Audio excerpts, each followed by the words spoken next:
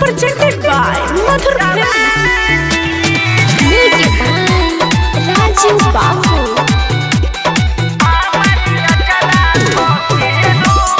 Like Recording Studio, Bathur Bazaar.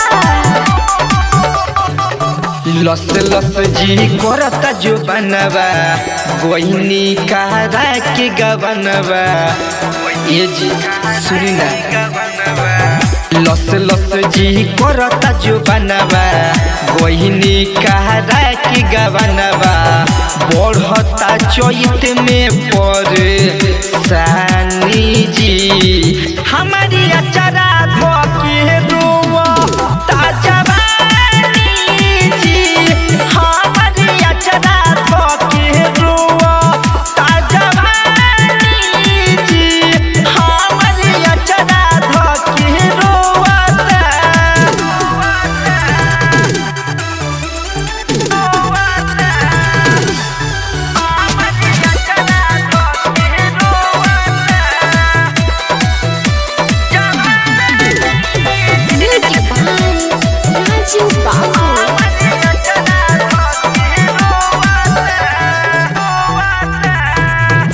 कोयली के कुहुक सुनी छछने लजियारा पछुआ बेयार झक झोर देता जी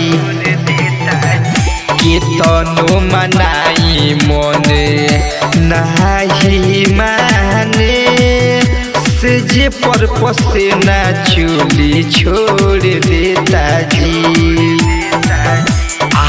जैती घरे जो तानी जी हमारी अचरा धोके रोवा ताजवानी जी हमारी अचरा धोके रोवा ताजवानी जी हमारी अचरा धोके रोवा।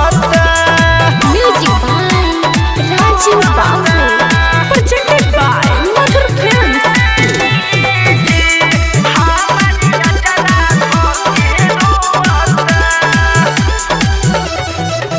फाटतावे ओठ चुटे लागता दिल पर मोर हम लगावे खातिर